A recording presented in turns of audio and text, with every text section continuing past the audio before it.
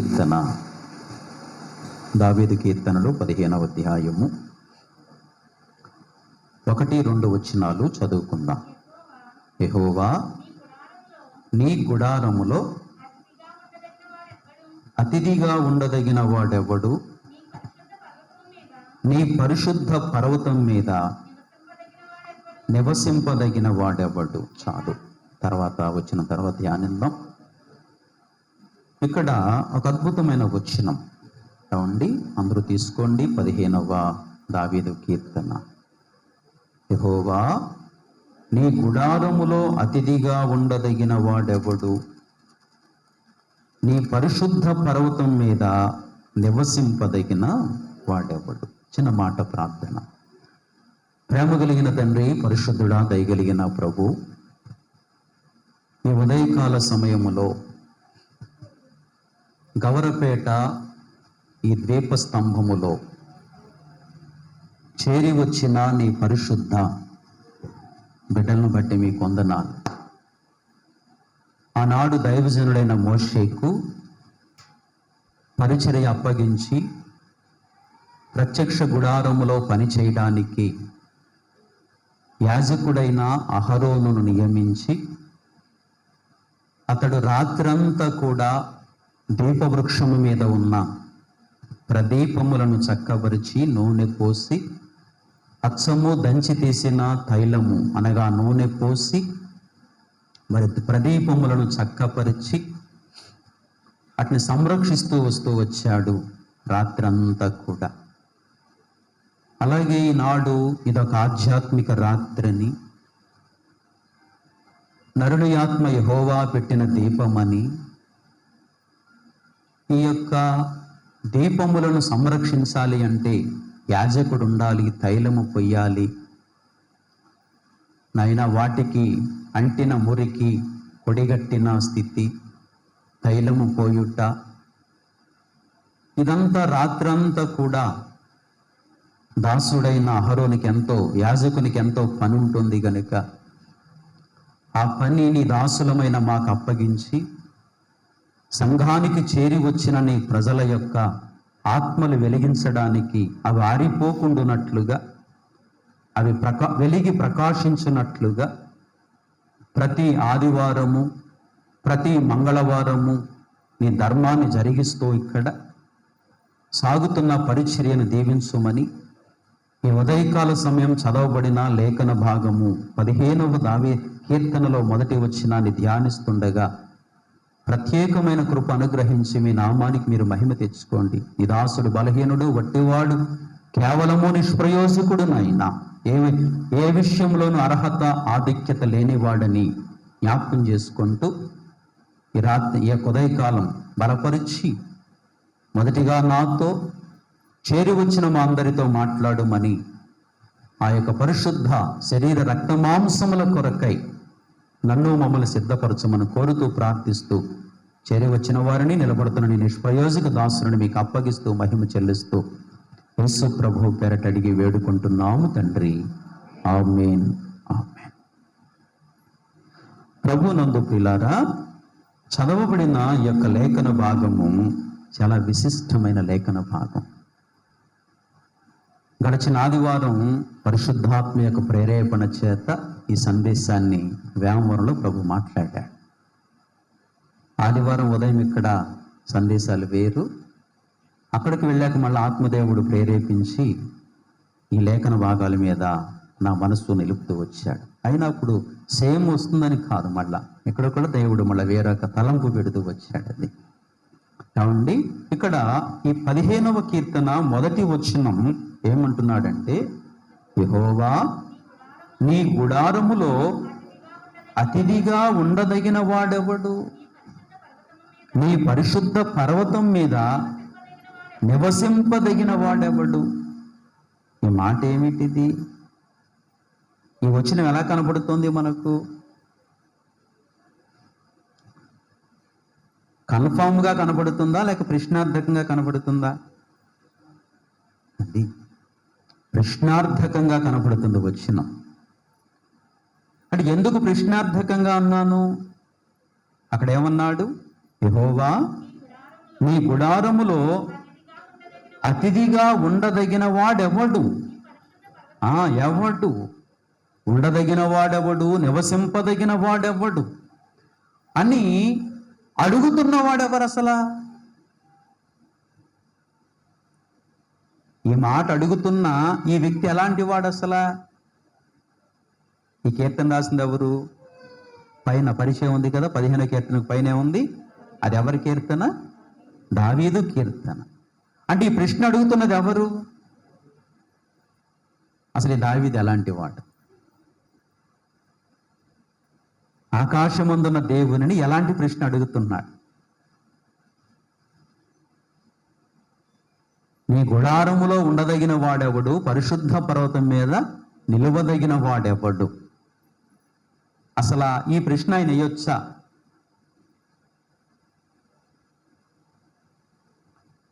కదా.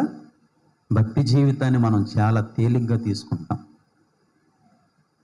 చాలా తేలిగ్గా తీసుకుంటాం. ఒక అలవాటుతో కూడిన భక్తిగా మన జీవితంలో కనబడుతుంది. రక్షణ పొందాను, మందిరానికి వెళుతున్నాను, కానుకలు ఇస్తున్నాను, ప్రార్థన చేసుకుంటాను, బైబిల్ చదువుకుంటాను, ఇదే ధీమాలో ఇదే ధైర్యంతో వెళ్ళిపోతున్నావు. కానీ అసలు ఇక్కడ పరిశుద్ధాత్మ ప్రేరుడైన దావీదు భక్తులు అడుగుతున్న ప్రశ్న గుండెలు పగిలిపోతున్నాయి. అసలు ఎలాంటి వ్యక్తి ప్రశ్న అండి? తనలో తాను ప్రశ్నించుకుంటున్నాడు, దేవుని అడిగి ప్రశ్నిస్తున్నాడు. నీ గుడారములో అతిథిగా ఉండే దేవుడు, నీ పరిశుద్ధ పర్వతం మీద నిలవదగింది ఎవరు నాయనా అని అడుగుతున్నాడు. అసలు ఇలా అడగవలసిన ప్రశ్నేనా? వాస్తవానికి దావీదు భక్తుడు జీవించిన జీవితం ఎలాంటిది అసలు? ఎన్నో విషయాలు ఉన్నాయి, దయచేసి చూడండి. కాబట్టి మీకు కొన్ని విషయాలు జ్ఞాపకం చేస్తాను. 2వ దినవృత్తాంతముల గ్రంథము 34వ అధ్యాయము, 2వ దినవృత్తాంతములు 34, 1-2 వచనాలు చదవండి. హోషేయ ఏలనారంభించినప్పుడు 8 వాడై యెరూషలేములో 31 సంవత్సరము ఏలెను. అతడు యెహోవా దృష్టికి నీతిని అనుసరించుచు కుడికైనను ఎడమకైనను తొలగకుండా తన పితరుడైన దావీదు చూపిన ప్రవర్తనకు సరిగా ప్రవర్తించెను. మాట అర్థమైందా? ఎన్నేండ్ల బాలుడికి దావీదు మాదిరి? ఎన్నేండ్ల బాలుడికి దావీదు మాదిరి? 8 ఏండ్ల బాలుడుకు మాదిరట. 8 ఏళ్ళ పిల్లగాడు ఎవరున్నారు ఇక్కడ? 8 ఏళ్ళ పిల్లగాడు అమ్మ ఇక్కడ ఎవరున్నారు అమ్మా? 8 ఏళ్ళు, 8 సంవత్సరాలు. 8 ఏళ్ళ పిల్లలు ఎవరు లేరు ఇక్కడ?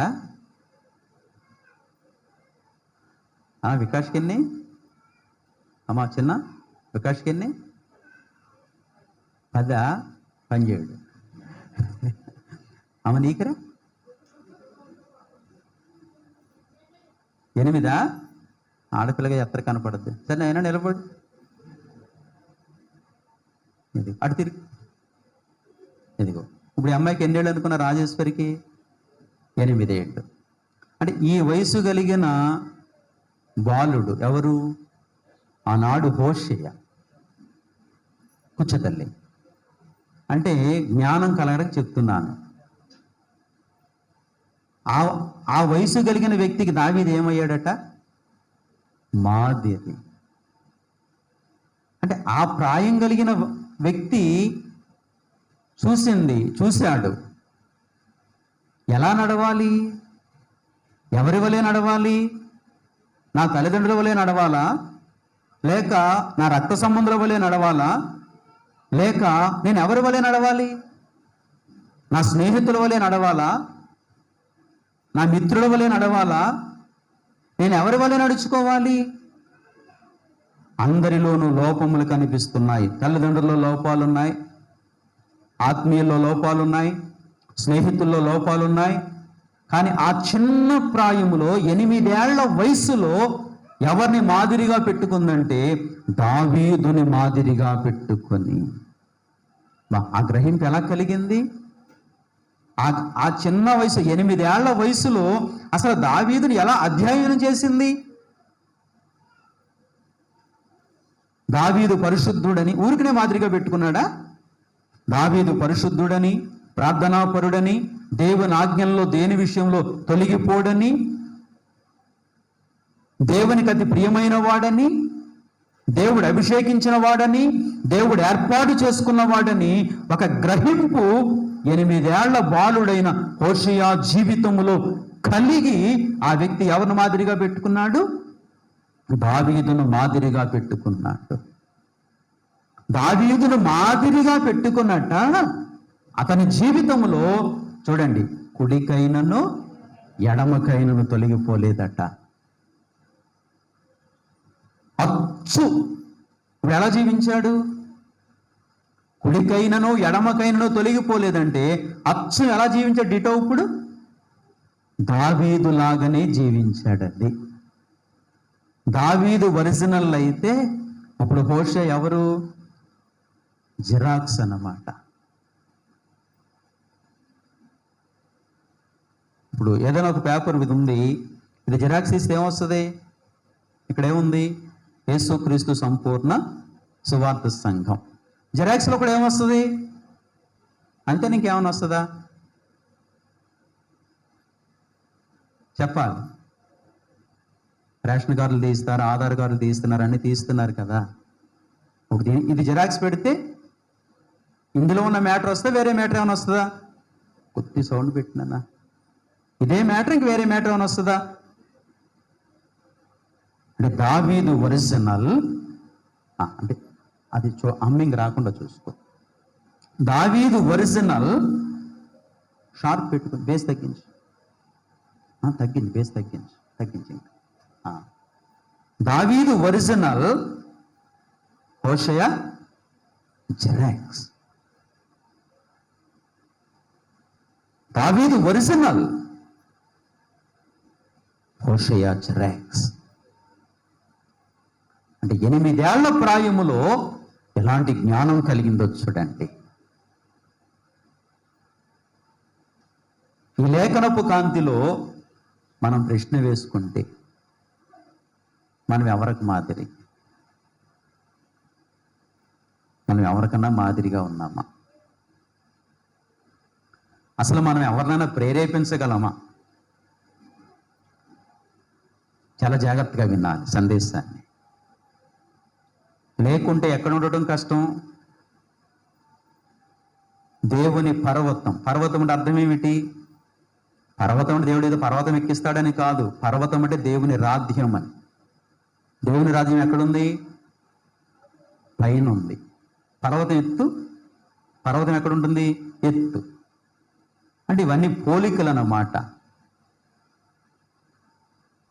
ఈనాడు మనం ఎవరికన్నా ప్రేరణగా ఉన్నామా? ఎవరైనా అనుకుంటారా నేను రామకృష్ణలాగా ఉండాలి, గంగయ్యలాగా ఉండాలి, శ్రీనులాగా ఉండాలి, రాజులాగా ఉండాలి, బుజ్జిగారులాగా ఉండాలి, మరియమ్మ గారిలాగా ఉండాలి, పద్మగారిలాగా ఉండాలి, భారతిలాగా ఉండాలి? ఈనాడు మనం ఎవరికన్నా ప్రేరేపితులమా? ఆనాడు దావీదు ఎవరికి ప్రేరేపితుడయ్యాడు? 8 ఏళ్ల వయసు కలిగిన హోషేయకు ప్రేరేపితుడయ్యాడంట. అసలు ఎంత గొప్ప సంగతి అండి ఇది!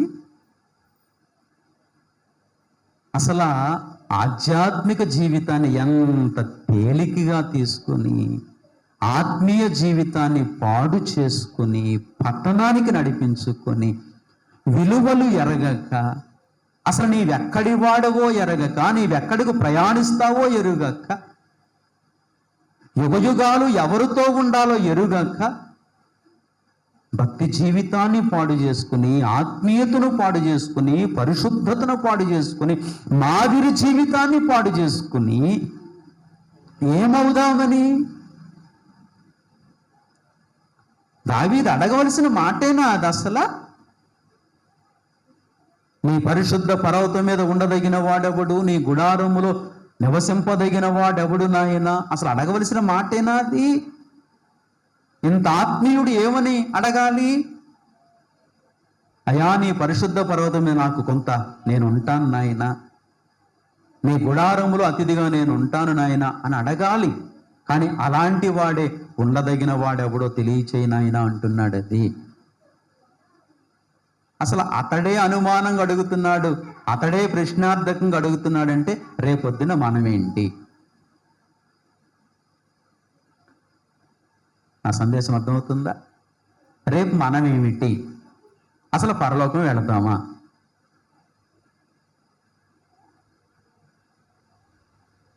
అసలు ఎంత వయసు గలవాడికి మాదిరయ్యాడు దావీదు?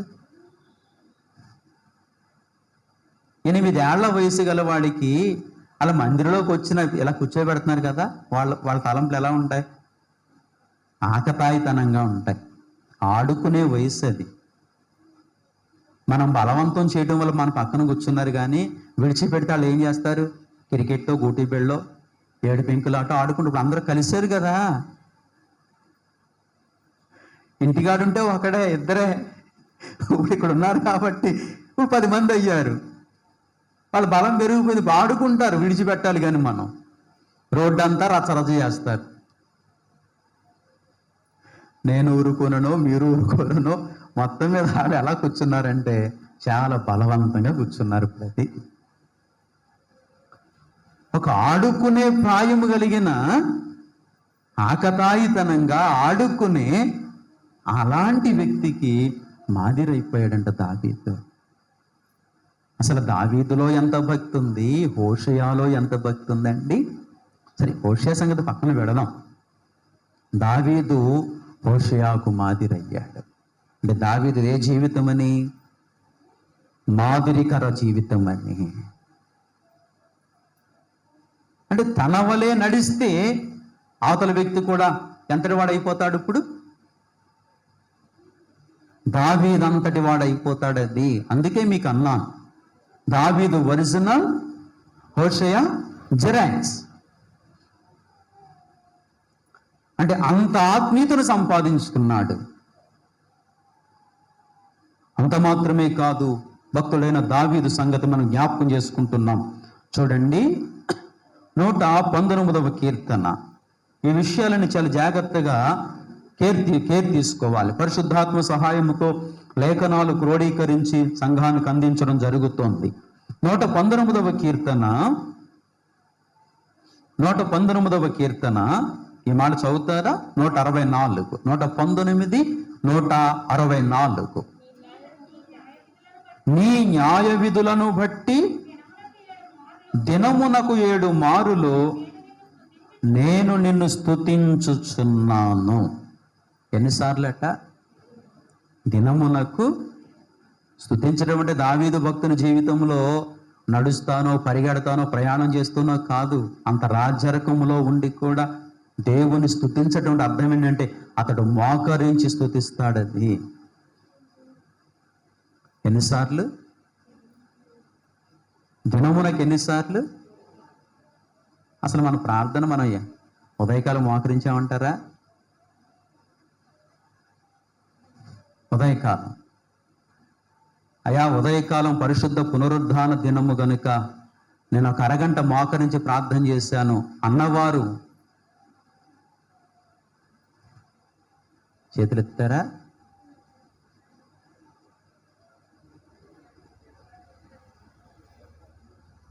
చూసారా? చూడండి, దినానికి ఎన్నిసార్లు స్తుతించేవాడట? ఇంటికాడన్నా పెద్ద గుర్రానికి పళ్ళు తోమారా? చేతులు ఖాళీ లేవా? వాక్యం చదువుకున్నారా? ప్రార్థన చేసుకున్నారా?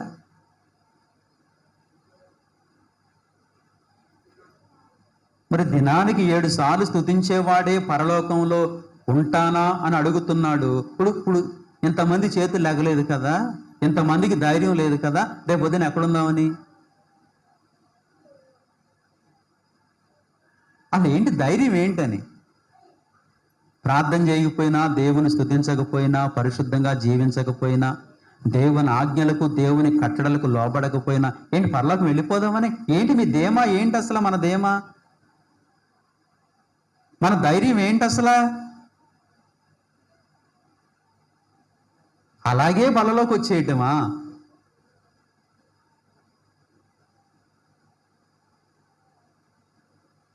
దేవుని పరలోకం అనే గుడారంలోకి వెళ్ళిపోదామని, ఆ పరిశుద్ధ పట్టణంలో అడుగు పెడదామని?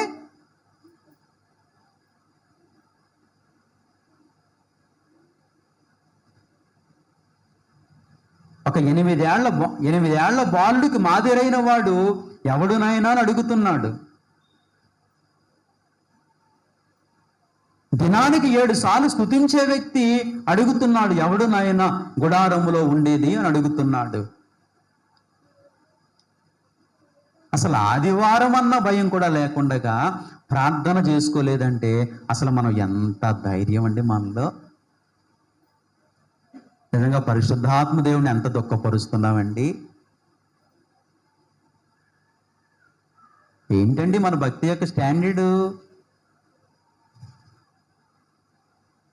ఏంటి? మన స్పిరిచువల్ స్టాండర్డ్ ఏంటి అసలు? పరలోకి వెళ్ళిపోదామనేనా? అసలు మీ ధైర్యం ఏంటి అసలు?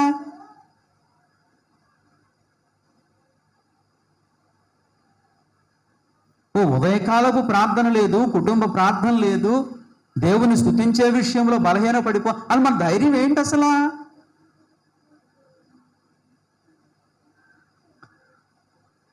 అసలు నరకం ఎంత భయంకరమో తెలుసా? కాంత ఎండ ఎక్కువ కాస్తేనే అమ్మో బాబు అని ఆపసాపలు ఆడుతుంటాము, నీళ్ళలో ఉండి చెట్టు కింద ఉండి. రేపొద్దు నరకాగ్ని కొండమంటే ఏమనుకుంటున్నాం ప్రియులారా? దాన్ని తప్పించుకోగలమా? దేవుని చేతిలో తప్పించుకోగలమా? ఎంత తేలిగ్గా ఎంచుతున్నామో ఆత్మీయతను, భక్తిని ఎంత తేలిగ్గా ఎంచుతున్నామో. దావీదు భక్తుని జీవితం చూడండి, దినానికి ఎన్నిసార్లు స్తుతిస్తాడట? 7 సార్లుట. 7 సార్లుట. బా, అసలు దావీదు భక్తుని యొక్క భక్తి ఎలాంటిదండి? అంత మాత్రమే కాదు, దినమునకు 7 సార్లు స్తుతించుటే కాదు, 55వ కీర్తన 55వ కీర్తన. అందుకే ఈ ఉదయకాలం ఈ సందేశాన్ని చాలా జాగ్రత్తగా వినాలి. 55వ కీర్తన, ఈ మాట చదువుతారా? 16, 17 వచనాలు. అయితే నేను దేవునికి మొరపెట్టుకొందును, యెహోవా నన్ను రక్షించును. సాయంకాలమున, ఉదయమున, మధ్యాహ్నమున నేను ధ్యానించుచు మొర్రపెట్టుకొందును, ఆయన నా ప్రార్థన ఆలకించును. చాలు చాలు. ఏమిటట? 17 వచనం అంటున్నాడు కదా, సాయంకాలమున, ఉదయమున, మధ్యాహ్నమున నేను ధ్యానించుచు మొర్రపెట్టుకొందును. ఏం ధ్యానిస్తూ?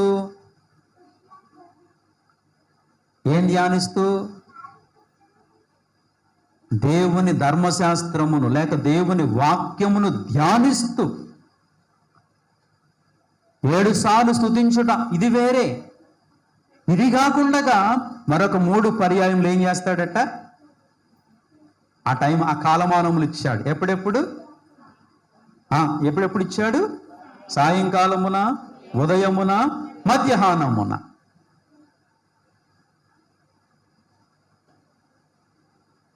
దినానికి ఎన్నిసార్లు ప్రార్థన చేస్తాడు?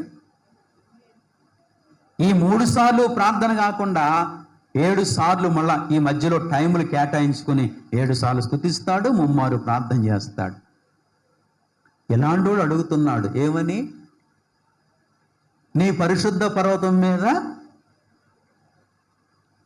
అతడే అలా అడిగితే మరి నీవు నేను ఏంటి? భయం ఉందా?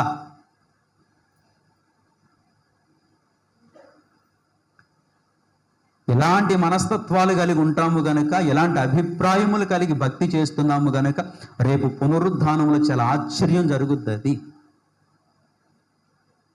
వీడు ఖచ్చితంగా లేయిస్తాడు 100కి 100 పాళ్ళు అని అనుకుంటాం చూడండి, వాడు ఉండిపోతాడు. అది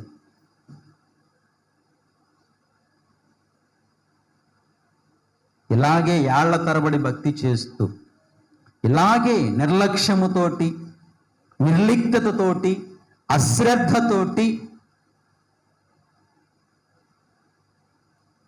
ఇలాగే భక్తి చేసుకుంటూ కొన్ని సంవత్సరాలు గడిపేస్తూ వచ్చాం.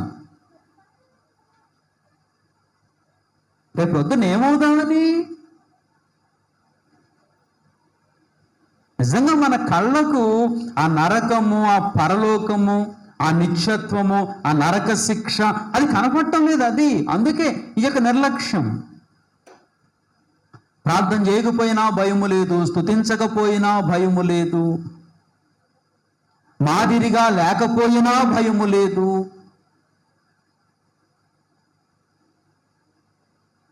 చూసారా, భక్తుడైన దావీదు ఏమంటున్నాడు?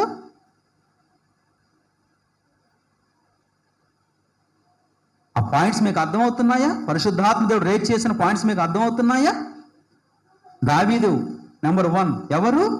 మాదిరి. నెంబర్ 2 దినమునకు 7 సార్లు స్తుతించేవాడు. నెంబర్ 3 దినమునకు 3 మారు ప్రార్థించేవాడు.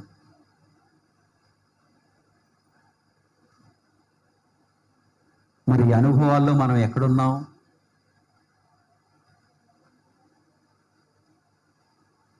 మనం చాలా గొప్పగా లెక్కలేసుకుంటున్నాం. అలా పరలోకం వెళ్తే నన్ను ఎక్కడ పెడతాడు? అపోస్తలుల బోధ మీద ఉన్నాను నేను బైబిల్ ఇన్నిసార్లు చదివాను, ఇన్ని ప్రైజులు వచ్చాయి నాకు.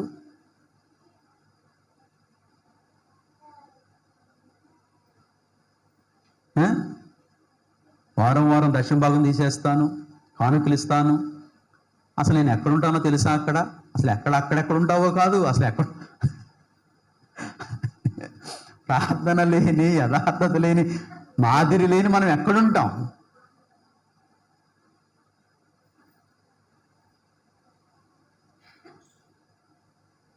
అసలు మీ మధ్య మాట్లాడుతున్నాను కానీ నాకు ధైర్యం లేదు. అది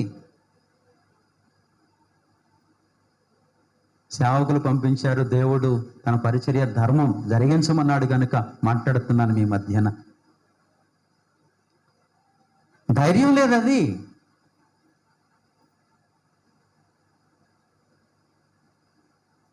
ఏడు సార్లు స్తుతించుట, 3 మారు ప్రార్థించుట ఏమిటండి? అసలా ఏమిటండి ఈ యొక్క జీవితం? వినాలి, నా మాట వినాలి అన్నా శివాజీ, నా మాట వినాలి.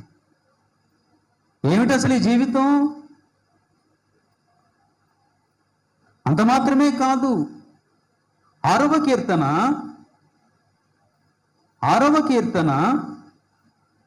6వ వచనం, నేను మూలుగుచు అలసియున్నాను, ప్రతి రాత్రియు కన్నీరు విడుచుచు నా పరుపు తేలజేయుచున్నాను, నా కన్నీళ్ల చేత నా పడక కొట్టుకొని పోవచ్చున్నది. 7 సార్లు స్తుతించడమే కాదు, దినమునకు 3 మారు ప్రార్థించడమే కాదు, ఇంకా మళ్ళా టైం దొరికిందంట గురువు గారికి. ఇంకా టైం దొరికిందట. రాత్రంతా ఏం చేస్తాను? రాత్రి గమనించారా మెసేజ్ ఎన్నింటికి వచ్చింది?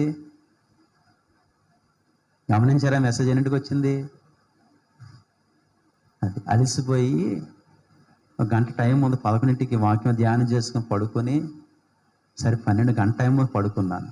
తీరా 1 గంట ఎంత అయిందని త్వరగా 1 గంటన్నర దాటింది. గుండె గాబరైతుంది. ప్రభా ఏంటని అశ్రద్ధ.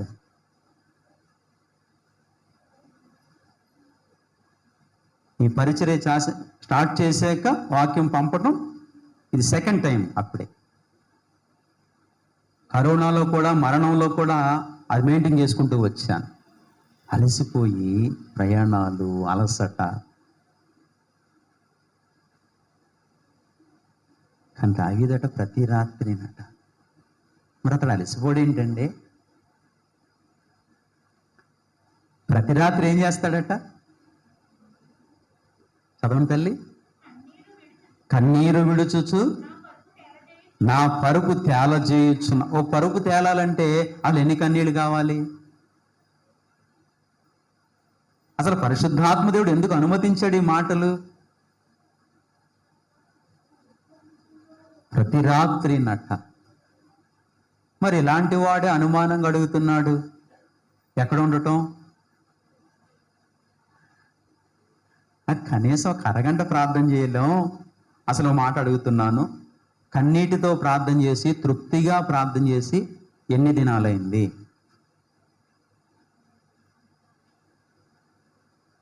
దేవుని సన్నిధిలో కన్నీరు కారుస్తూ, ఏడుస్తూ, తృప్తిగా ప్రార్థన చేసి ఎంతకాలం అయింది? ఎన్ని నెలలు అయింది? ఎన్ని సంవత్సరాలు అయింది?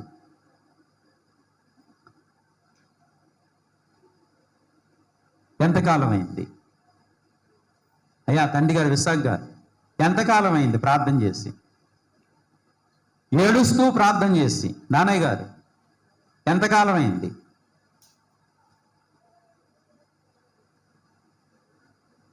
రామకృష్ణ గారు, ఎంతకాలం అయింది?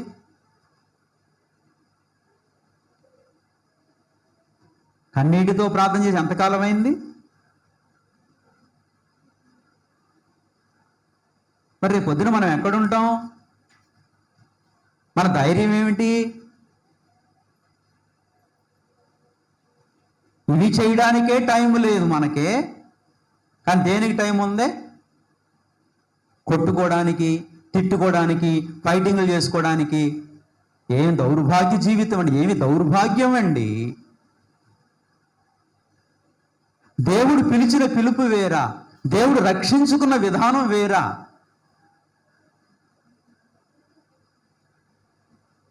దేవుడు ఎందుకొరకు రక్షించుకున్నాడు నిన్ను? దేవుడు ఎందుకొరకు నీకు రక్షణ ఇచ్చాడు? ఎందుకు నేను సంఘములో నాటాడు? ఎందుకు తన పరిశుద్ధాత్మనిచ్చాడు నీకు?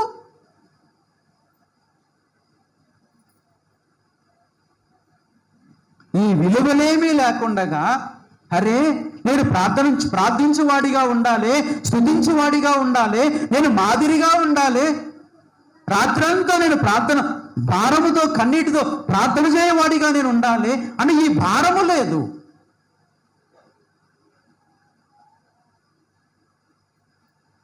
జీవితాన్ని నిజంగా ఎంత తేలిగ్గా ఎంచుకుంటున్నాము సోదరుడా, సోదరి. జీవిత విలువ ఏమైనా అర్థమవుతుందా? ప్రభు సంకల్పం ఏమైనా అర్థమవుతుందా?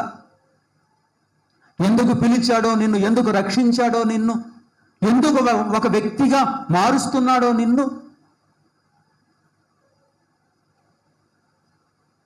మృతులమైన మనకి ఎందుకు జీవమిస్తున్నాడో మనకు అర్థమవుతుందా? చక్కగా కుటుంబాలను కడుతున్నాడు ప్రభు. కుటుంబంలో దేవునికి ఉండవలసిన స్థానం ఏమిటి? కుటుంబంలో దేవునికి ఉండవలసిన విలువ ఏమిటి?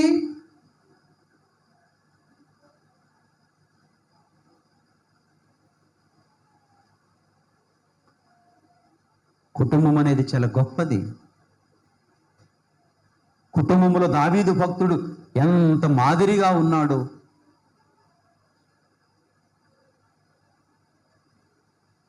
ఆలోచించాలి.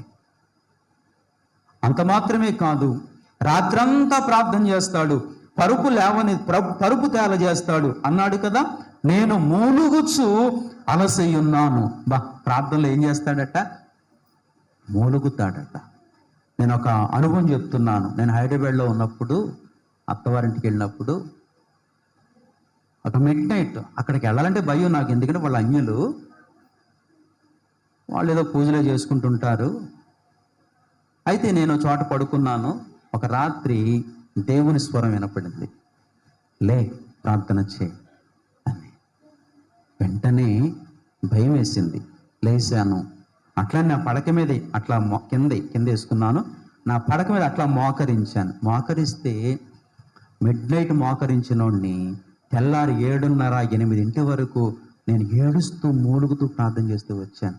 ఆ అనుభవం కొరకు ఎదురు చూస్తున్నాను. అది మళ్ళా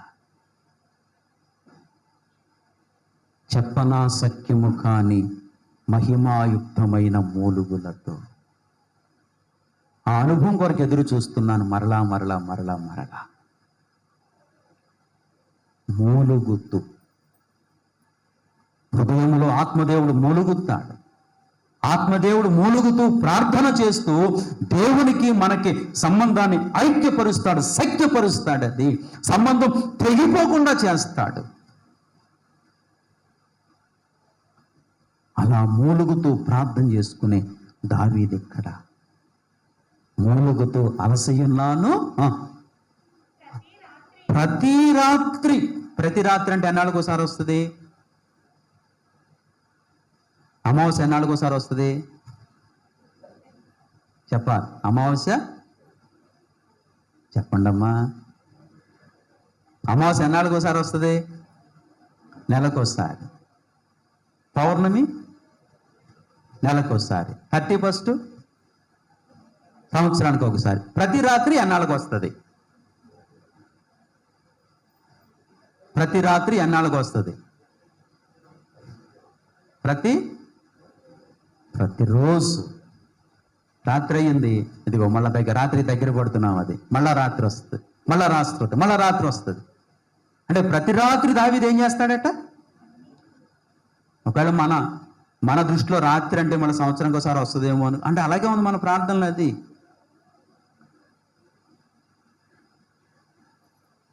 సంవత్సరం దాటేసింది, 2 ఏళ్ళు దాటింది, 3 ఏళ్ళు దాటింది. నేను అలసి మూలిగి ప్రార్థన చేసి దరిదాపు 15 ఏళ్ళు దాటేసింది. అది మరి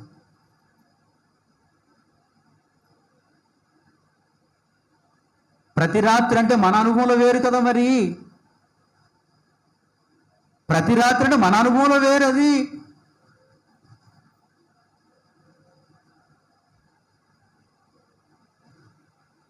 ఏమండి, ఎట్లా ప్రార్థన చేయటమే కాదు, అతడు చూడండి ఇంకే అనుభవం కలిగి ఉన్నాడు. చూడండి, ఇంకొక మాట జ్ఞాపకం చేస్తాను. 23వ కీర్తన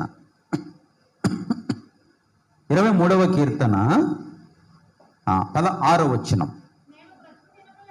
నేను బ్రతుకు దినములన్నీయు కృపాక్షేమములే నా వెంట వచ్చును. చిరకాలము యెహోవా మందిరములో నేను నివాసము చేసేదను. ఏ కాలము? మరి మనం ఏ కాలంలో ఉంటాం? మనమే కాలంలో ఉంటాం మందిరంలో. ఓ ప్రార్థన కూడికంటే ఉండం, ఒక ఆదివారం అంటే ఉండం, ఓ లెంకు ప్రార్థన అంటే ఉండం. మరి దావీదు భక్తుడు ఏ కాలం అట? అసలు పరిశుద్ధాత్మ దేవుడు ఇచ్చిన మాటలు ఒకసారి ఆలోచించండి.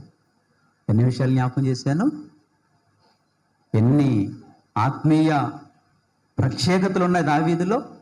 1 మాదిరి, 2 7 సార్లు స్తుతిస్తాడు, 3 ముమ్మారు ప్రార్థిస్తాడు, 4 ప్రతి రాత్రి ప్రార్థిస్తాడు, నెంబర్ 5 చిరకాలం ఎక్కడుంటాడు.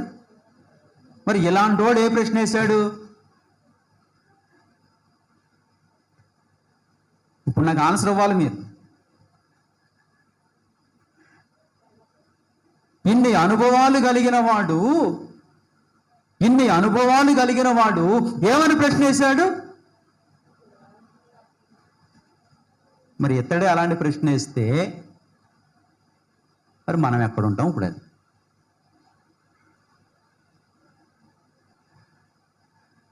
చెప్పండి. ఇప్పుడు ఏమన్నా అయితే నేను పరలోకి వెళ్ళిపోతాను ఇలా విర్రవిగాం కదా. ఇప్పుడు చెప్పండి. ఇప్పుడు చాలాసార్లు అన్నాం, ఈ క్షణంలో నేను ఏమన్నా అయిపోతే ఎక్కడికి వెళ్ళిపోతాం? దేవుని ఒళ్ళోకి, కుడిపాక్షానికి, ఆయన సాంకులకి వెళ్ళి ముద్దులెట్టేస్తామంట. ఇంత ధైర్యం ఎక్కడి నుంచి వచ్చింది బాబు? ఇంత ధైర్యం ఎక్కడి నుంచి వచ్చింది?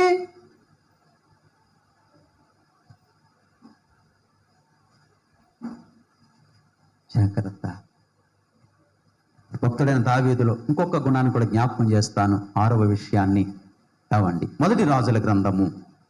మీకు ఇవన్నీ కూడా ఇది వరకు మీకు జ్ఞాపకం చేస్తూ వచ్చాను. అయితే దేవుడు ఒక పాయింట్ వేలో తీసుకొస్తున్నాడు, ఒక సబ్జెక్టుగా దీన్ని తీసుకొస్తున్నాడు. 15వ అధ్యాయము 1 రాజులు 4వ వచనం. దావీదు హిత్తీయుడైన ఊరియా సంగతి యందు తప్ప తన జీవిత దినములన్నీయు యెహోవా దృష్టికి యథార్థముగా నడుచుకొనొచ్చు యెహోవా అతనికి ఇచ్చిన ఆజ్ఞలలో దేని విషయమందును తప్పిపోకుండెను.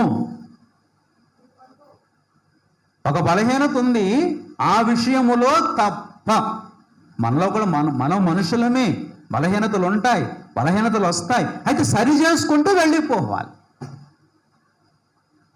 మనం రక్షణ పొందగానే దేవదూతలం అయిపోయామని, రక్షణ పొందగానే పరిపూర్ణులం అయిపోయామని కాదు. అక్కడ ఏమన్నాడు? హిత్తీయుడైన ఊరియా సంగతి యందు తప్ప, అంటే అతను ఆ బలహీనత అది పక్కన పెట్టాడు దేవుడు. అది మనుషులు మనలో కూడా బలహీనతలు ఉంటాయి. ఇక దాన్ని జ్ఞాపకం చేసుకోకూడదు, రిపీట్ కాకూడదు. అది ఒకేసారి అతని జీవితంలో తిరిగి మళ్ళీ రిపీట్ కాలేదా? మన వ్యక్తిగత కుటుంబ సంఘ జీవితాల్లో పదే పదే పతనాలు ఏం కాకూడదంటే రిపీట్ కాకూడదు. అది ఎందుకంటే నిన్ను నిశ్చత్వంలో ఉంచడానికి పిలిచాడు. నీ పక్షంగా నా పక్షంగా సిలువలో వేలాడుతూ వచ్చాడు, రక్తము కార్చాడు. రిపీట్ కాకూడదండి. దేవుని సంకల్పం ఏమిటంటే పరిశుద్ధ పర్వతం మీద ఉంచాలని, ఆయన గుడారములో నిన్ను నన్ను నివసింప చేయాలని దేవుని ఆశ. యుగయుగాలు ఆయనతో ఉండాలి అని, యుగయుగాలు దేవునితో అద్భుతమైన సహవాసం చేయాలని దేవుని ఆశ. అది పోగొట్టుకుంటే ఎట్లా? ఇన్ని అనుభవాలు కలిగిన వాడు ప్రశ్న వేసుకున్నాడు. రండి 15వ కీర్తనలోకి రండి.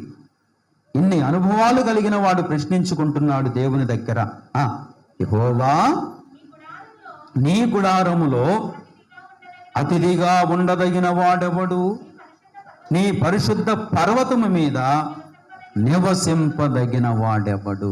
ఇప్పుడు అసలు ఇంత యోగ్యమైన జీవితం జీవించిన వాడు ఏమని అడగాలి? మనమైతే ఏమంటాం? ఎంత కష్టపడతాను, నాకు అధికారం లేదంటావేమిటి? ఎంత కష్టపడతాను, నాకు అర్హత లేదంటావేమిటి అంటాం. ఏమంటాం మనమైతే? ఇంత కష్టపడుతున్నాను, జ్యేష్ఠుణ్ణి, ఇంట్లో నేను కూడా ఓ కొడుకునే, నాకు ఆస్తి లేదంటావేంటి? కోర్టుకి వెళతాం, కేసు పెడతాం అంటామండి.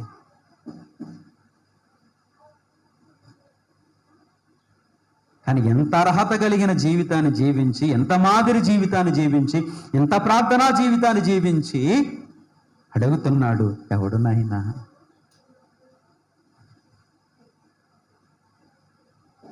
అసలు ఈ లేఖన కాంతిలో మనం ఎక్కడున్నామండి? ఇంకా మన జీవితంలో ధైర్యం ఉంది చూశారు? ఏంటి? ఇన్ని బలహీనతలు కలిగి, ఇన్ని యోగ్యతలు లేకపోయినా నేను పరలోకం వెళ్ళిపోతానని ధైర్యం ఉంది చూశారు? ఆ ధైర్యం కాదది, భ్రమ. ధైర్యము కాదది, భ్రమ. అపవాది మిమ్మల్ని నన్ను కూడా ఎక్కడ నడిపిస్తున్నాడంటే భ్రమలో నడిపిస్తున్నాడు. అది భ్రమలో నడిపిస్తున్నాడు. ఈ ఉదయకాల సమయం అది పోవాలి, ఆ భ్రమ పోవాలి. రండి హెబ్రీలకు రాసిన పత్రిక 3వ అధ్యాయము, హెబ్రీ పత్రిక 3వ అధ్యాయము. భ్రమలో జీవించొద్దు. హెబ్రీ పత్రిక 3వ అధ్యాయము. ఈ మాటలు మనం చదువుకుందామా? 12, 13, 15 ఉన్నాయి చూడండి. సహోదరులారా, జీవము గల దేవుని విడిచిపోవునట్టి విశ్వాసము లేని దుష్ట హృదయము మీలో ఎవని యందైనను ఒకవేళ ఉండునేమో అని చూసారా ఎలాంటి దుష్ట హృదయం అట్టది? ఎవరిని విడిచిపోవనట్టి, చదవాలి, ఎవరిని విడిచిపోవనట్టి, చదవాలి, జాగ్రత్తగా చదవాలి. జీవము గల దేవునిని, బా ఎలాంటి దుష్ట హృదయం అంటది? జాగ్రత్త. అందుకే భ్రమలోకి నడిపిస్తున్నాడు. ఎవరికి దూరం అయిపోతాము? జీవము గల దేవునికి దూరం అయిపోతాం. అది జీవము గల దేవునికి శాశ్వతంగా దూరం అయిపోతాం. అది హృదయంలో ఏమున్నప్పుడు అంటే దుష్టత్వం ఉన్నప్పుడు. ఎంత అద్భుతమైన మాట అండి. సహోదరులారా, జీవము గల దేవుని విడిచిపోవునట్టి విశ్వాసము లేని దుష్ట హృదయము. చూసారు, విశ్వాసము లేకపోవటమే. ఎందుకు ప్రార్థించలేకపోతున్నావు? ఎందుకు ఆరాధించలేకపోతున్నావు? ఎందుకు మాదిరిగా ఉండలేకపోతున్నావు? ఎందుకు నమ్మకంగా ఉండలేకపోతున్నావు? ఎందుకు దేవుని ఆజ్ఞలు పాటించలేకపోతున్నావు అంటే నీలో నాలో ఏం కొరబడుతుందంటే విశ్వాసము కొరబడుతున్నది. విశ్వాసము లేనప్పుడు ఏమీ చేయలేవు కనుక ఎవరికి దూరం అవుతావు అంటే జీవము గల దేవునికి దూరం అయిపోతావు. అది అక్కడ ఎంత తేటగా చెప్పాడండి. సహోదరులారా, వాళ్ళెవరు? వాళ్ళు సహోదరులే, అన్యులు కాదు. సంఘములో చేర్చబడిన వారే, బాప్తిసం పొందిన వారే, పరిశుద్ధాత్మను పొందిన వారే. సహోదరులారా, జీవము గల దేవుని విడిచిపోవునట్టి విశ్వాసము లేని దుష్ట హృదయము మీలో ఎవని యందైనను. ఉదయకాలం అలాంటి దుష్ట హృదయము, విశ్వాసము లేని ఆ స్థితి ఈ ఉదయకాలం ఎవని యందైనను. చూసుకుందాం. మరి ఎందుకు ఆరాధించలేకపోయావు? ఎందుకు స్తుతించలేకపోయావు? అది ఒకవేళ ఎవని యందైనను, ఒకవేళ ఉండునేమో అని జాగ్రత్తగా చూచుకొనుడి. నేడు చూసారా, నేడు మీరు ఆయన శబ్దము వినిన ఎడల కోపము పుట్టించినప్పటి వలె మీ హృదయములను కఠిన పరచు కొనకుడని ఆయన చెప్పెను గనుక. చూసారా, పాపము వలన కలుగు భ్రమ చేత మీలో ఎవడును కఠిన పరచబడకుండునట్లు. చూసారా, దేని వలన కలుగు భ్రమ? పాపము వలన కలుగు భ్రమ. ఈ అవిధేయతల్లో ఉండి కూడా మనకంటే ఒక భ్రమలో ఉన్నాము. చూశారు, ఏమిటా భ్రమ? నేను ఎక్కడికి వెళ్ళిపోతానన్న భ్రమ. ఓ ప్రార్థన లేకపోయినా పరలోకం వెళ్ళిపోతావా? ఓ యథార్థత లేకపోయినా పరలోకం వెళ్ళిపోతావా? ఓ మాదిరి లేకపోయినా పరలోకం వెళ్ళిపోతావా? ఇవేమీ లేకపోయినా మనం ఎక్కడున్నాము? ఎక్కడికి వెళ్ళిపోతానండి? అసలు ఆలోచించాలి. ప్రశ్నించిన దావీదు భక్తుని జీవితానికి, ఎంతో ధైర్యంతో జీవిస్తున్న మనకు ఎంత వ్యత్యాసం ఉంది? అసలు ఎంత దూరం? ఆ దూరం పూడ్చుకోగలమా? ఎవడనైనా ఉండేదని ప్రశ్నించిన దావీదుకి కన్ఫామ్ ఏంటది? నిన్న ఈశ్వర్ ఆఫీస్ కాడ కూర్చున్నాను. కావండి, ఆయన కన్ఫామ్ చేస్తున్నాడు. Flight tickets, train ticket confirm చేస్తున్నాడు. RAC 6 ఉంటే అయిపోతే 10 లోపు, 10 బిలో అయితే కన్ఫామ్ అంటున్నాడు. మనం అలా కన్ఫామ్ చేసుకుంటున్నాం. అది ఎక్కడికి వెళ్ళడానికి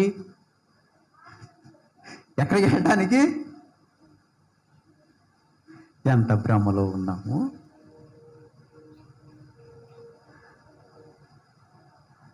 ఇలాంటి వ్యక్తిత్వం గలవారి పట్ల ఆయన ఎలా ఉన్నాడో తెలుసా? ఇలాంటి వ్యక్తిత్వం గలవారి పట్ల దేవుడు ఎలా ఉన్నాడో తెలుసునా?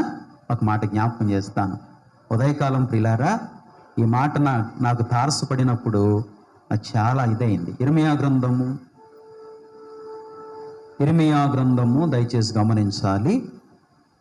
ఏమండి 13వ అధ్యాయము, ఇర్మియా గ్రంథము 13వ అధ్యాయము. ఏమండి ఈ మాట చదువుకుందామా? 13:17. అయినను మీరు ఆ మాట విననొల్లని ఎడల మీ గర్వమును బట్టి నేను చాటున ఏడ్చెదను. యెహోవా మంద చెరపట్టబడినందున నా నేత్రము బహుగా వలయపోయుచు కన్నీరు విడుచుచునుండును.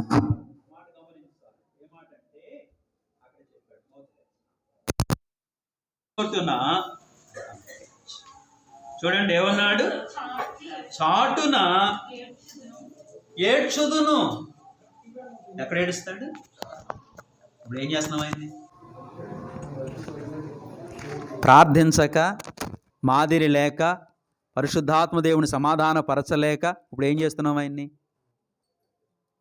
మరి చాటున ఆయన ఏం చేస్తున్నాడట? మరి నిజంగా ఎక్కడికి వెళ్తామండి? నిజంగా ఎక్కడికి వెళ్తాం?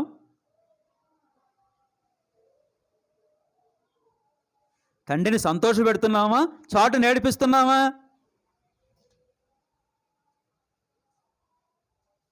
నీ మాటలను బట్టి చాటు నేడుస్తున్నాడు, నీ ఆలోచనలు బట్టి చాటు నేడుస్తున్నాడు, మన జీవితాన్ని బట్టి చాటు నేడుస్తున్నాడు.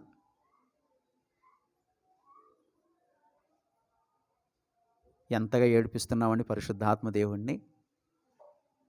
ఆ మాట నాకు చాలా భయం వేసింది. చాటున ఏడిపిస్తున్నాం. సోదరుడా, దేవుడు ఎందుకు ఇంత తీవ్రంగా మాట్లాడుతున్నాడంటే, ఈ లోకంలో నీకు నాకు స్థానము లేదు. ఈ లోకంలో మనం ఎవరం అంటే పరదేశులము, యాత్రికులం.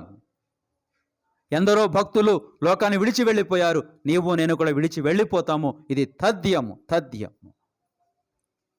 కనుక మన జీవితాన్ని జాగ్రత్తగా దేవునికి అంకితం చేసుకోవాలి. భక్తి విలువలతో పెరగాలి. భక్తి భావాలతో కుటుంబాన్ని కట్టుకోవాలి. నీ వ్యక్తిగత జీవితాన్ని కట్టుకోవాలి. సంఘానికి దూరంగా ఉండకూడదు.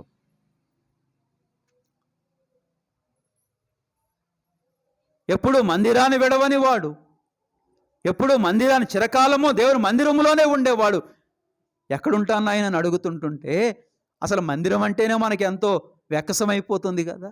ప్రార్థన నాయన రా అంటే రాము, ఆరాధన నాయన రా అంటే రాము.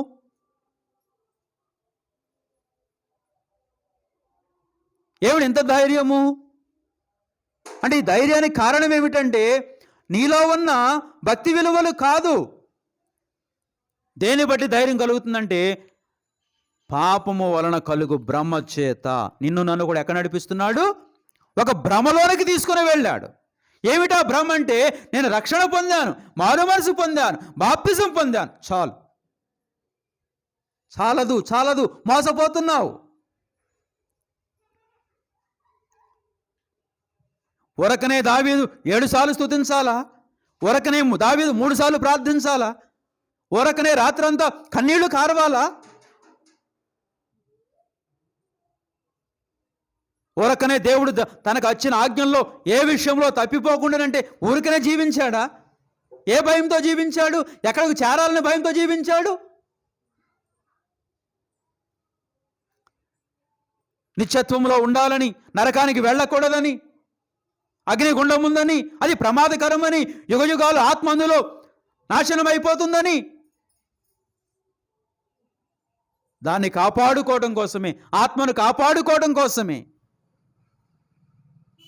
ఎక్కడికి వెళ్ళాడు? ఏ కార్యాలు చేస్తూ వచ్చాడు? మాదిరిగా ఉన్నాడంటే తన ఇష్టానుసారంగా తాను జీవించలేదని అర్థం. అది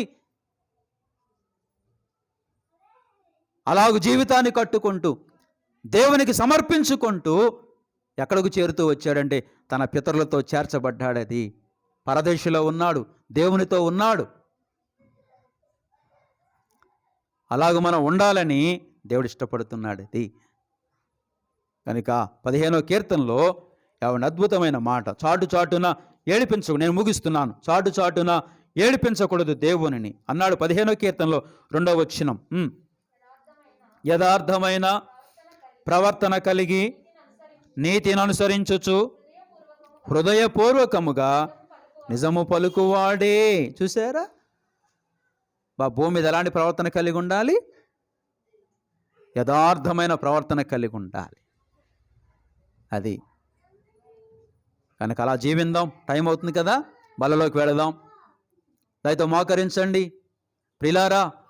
ఎలాంటి అర్హతలు లేకపోయినా, ఎలాంటి మరి ఆధిక్యతలు, ఎలాంటి భక్తి సంబంధమైన క్వాలిటీలు లేకపోయినా నేను వెళ్ళిపోతాననే భ్రమలో ఉన్నావు. చూడు, నువ్వు ముసుగులో ఉన్నావు, భ్రమలో ఉన్నావు. జాగ్రత్త. మన ఆత్మను మనం రక్షించుకుందాం, మన జీవితాన్ని మనం కాపాడుకుందాం. పరిశుద్ధాత్మ దేవుని స్వరాన్ని ధిక్కరించొద్దు, పరిశుద్ధాత్మ దేవుని స్వరాన్ని తిరస్కరించొద్దు. ఈ ఉదయకాల సమయములో బలలోనికి రావడానికి ముందు దేవుడు నిన్ను నన్ను కడుగుతున్నాడు వాక్య ఉదకముతో. ఎలాంటి అవిధేయతలు ఉన్నాయో, ఎలాంటి అతిక్రమాలు ఉన్నాయో చూడండి. దరిదాపుగా 6 విషయాలు మన ముందుకు తీసుకొచ్చాడు. ఇంకా ఎన్ని విషయాలని ధ్యానం చేయను. దావీదు జీవితంలో ఎన్నో విషయాలు మనకు దొరుకుతాయి. దేవుని రాజ్యంలో చేరడానికి, దేవునితో యువజాలు నివసించడానికి, తన రక్షణ కాపాడుకోవడానికి, తన ఆత్మను కాపాడుకోవడానికి భక్తుడైన దావీదు భక్తుని జీవితంలో ఎన్ని అర్హతలు, ఎన్ని క్వాలిటీలు. ఈ ఉదయకాలం గమనిస్తున్నావా? ఈ ఉదయకాలం గమనిస్తున్నావా? నాతో చెప్పండి. నెంబర్ 1, అతడు మాదిరి. నెంబర్ 2, 7 సార్లు స్తుతించే వ్యక్తి. నెంబర్ 3, ముమ్మారు ప్రార్థించే వ్యక్తి. నెంబర్ 4, అతడు ప్రతి రాత్రి ప్రార్థన చేస్తూ తన పరుపు లేవని తేల చేస్తూ ఉంటాడు. నెంబర్ 6, అతడు చిరకాలము యెహోవా మందిరములో నివాసం చేసేవాడు. నెంబర్ 7 కూడా జ్ఞాపకం చేశాను. అతడు దేవుడు తనకిచ్చిన ఆజ్ఞల్లో ఏ విషయంలో కూడా తప్పిపోడు.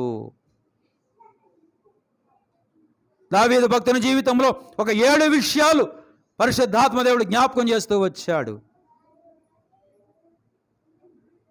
భక్తులు ఊరికనే ఈ యొక్క పరిస్థితులు కలిగి ఉన్నారా ప్రియులారా? భక్తి ఎందుకు తేలికైపోతుంది నీకు నాకు?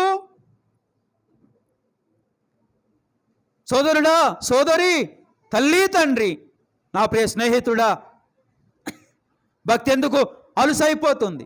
భక్తి ఎందుకు తేలికైపోతుంది? భక్తి ఎందుకు నామకార్థంగా చేస్తున్నావు? పరిశుద్ధాత్మ మంట పుట్టించడం లేదు.